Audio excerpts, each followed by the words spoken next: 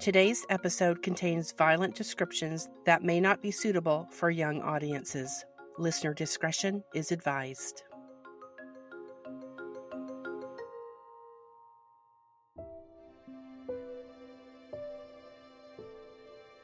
Welcome to today's episode of Dying to be Found, The Dash. I'm Deb, and today we'll delve into a gripping story of resilience, faith, and the harsh realities facing Haiti, the 2021 missionary kidnappings. This is a story that captivated global attention, underscoring the escalating challenges in a nation plagued by instability and violence.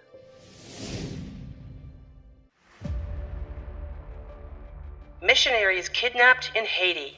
Gang violence spirals out of control. Royal family of Haiti gang that kidnapped American missionaries taken down by feds before jailbreak battle. Notorious gang kidnapped U.S. missionaries in Haiti. 17 U.S. missionaries, including children, kidnapped in Haiti.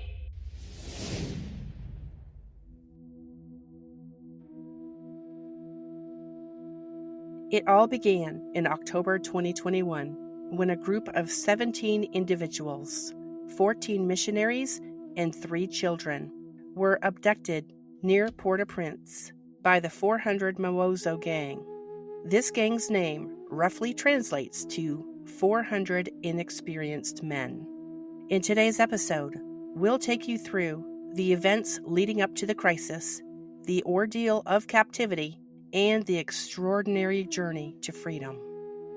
To understand the context of this event, we need to look at the broader picture. Haiti is known to be the poorest nation in the Western Hemisphere and has long struggled with political instability, corruption, and poverty. The assassination of President Jovenel Moïse at private residence on July 7, 2021, was a turning point. It created a power vacuum that gangs like 400 Mawozo quickly exploited. Just weeks after the president's death, a devastating earthquake measuring 7.2 on the Richter scale struck the southern peninsula, killing more than 2,200 people and leaving countless others homeless. Amid this chaos, the 400 Mawozo gang tightened its grip on areas near Port-au-Prince, including Croix-de-Bouquet. U.S. Department of Justice says Jean Pelliz, alleged member of Haiti's 400 Mawozo gang, was involved in October abductions. This group, infamous for mass kidnappings, used hostages as leverage to extract hefty ransoms. Their victims this time were members of the Christian Aid Ministries, a U.S.-based organization committed to helping vulnerable communities and actively supporting 9,000 Haitian children in orphanages and schools. The missionaries had been visiting an orphanage and were returning to their base when their bus was intercepted between 8 a.m. and 10 a.m. on this Saturday morning.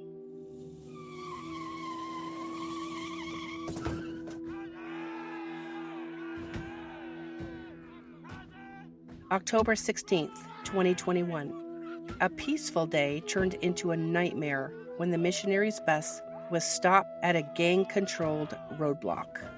Armed men forced them off the vehicle and took them to an undisclosed location.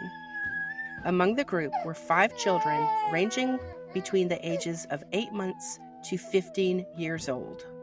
4 adult men and 2 women were also taken by force, where the perpetrators soon made light of their demands. The gang's demands were clear: $1 million per hostage. This was part of their broader strategy to fund their operations and assert control. Just days before the kidnapping, Haiti had received a visit from high-level U.S. officials who promised more resources for a stronger police force, plus funding to reduce gang violence. But foreign aid did not come soon enough. Word spread quickly when one of the victims used WhatsApp to signal for help, and word spread quickly of their kidnapping. As negotiations began, the missionaries' families in North America gathered for prayer vigils, hoping for a peaceful resolution. The hostages faced unimaginable conditions during their 61 days in captivity.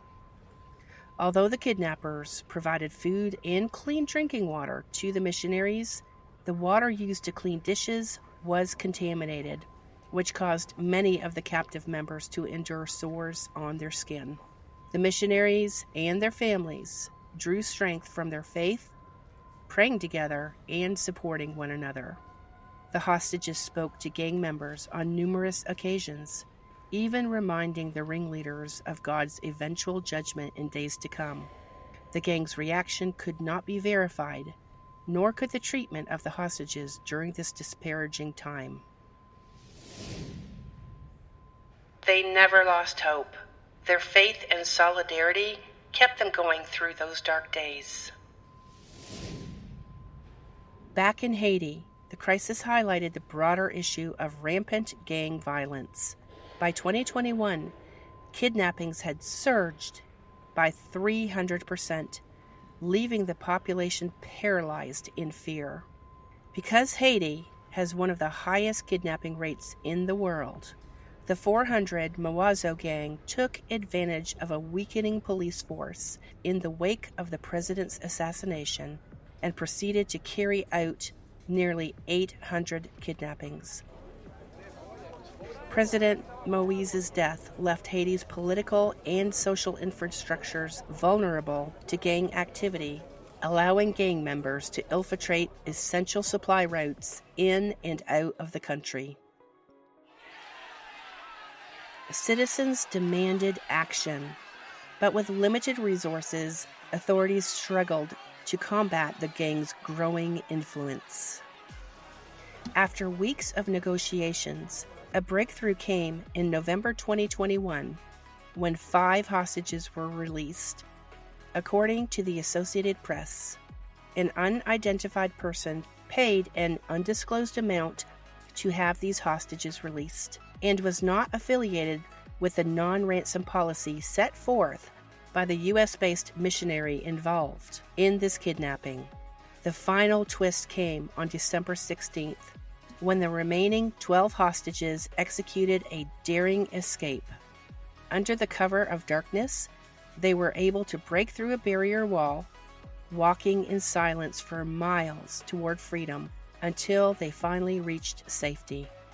According to the remaining hostages, this escape was only possible due to the recent rains that forced gang members into shelter in another area of the compound where all the hostages had been held, allowing them to steal away into the night. Their courage was extraordinary. This was a case where diplomacy, pressure, and bravery all came together. The hostages were reunited with their family, bringing an end to this harrowing chapter. The images of their reunion was filled with tears, hugs, and relief. On May 10th, 2022, 7 Haitian nationals and members of the 400 Mawozo gang were indicted on charges of conspiracy of armed kidnapping with the intent to take hostages, 16 U.S. citizens and 1 Canadian citizen, while holding them captive for 61 days in 2021. A statement read to accused gang members on behalf of the victims stated, quote, "We do not know all the challenges you face. We do believe that violence and oppression of others can never be justified. You caused our hostages and their families a lot of suffering. However, Jesus taught us by word and his own example that the power of forgiving love is stronger than the hate of violent force. Therefore, we extend forgiveness to you." Unquote. The 2021 missionary kidnappings in Haiti were a stark reminder of the country's challenges. Yet, amid the despair, there was resilience, courage, and faith. Haiti needs sustained international support, not just in times of crisis, but to build long-term stability. As we close this episode, let's remember the people of Haiti and the ongoing struggle they face every day, not just in the dangerous society that they live in, but the poor socioeconomic state that plagues this country.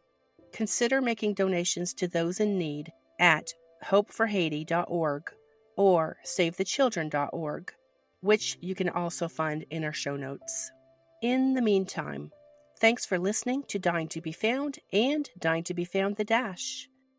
Before we go, we would love to receive feedback from our listeners on this storyline or any of our other episodes.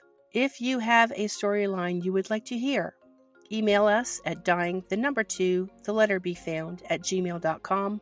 Look for more content at dyingtobefound.com, plus on our socials at Instagram and TikTok. Talk to you soon.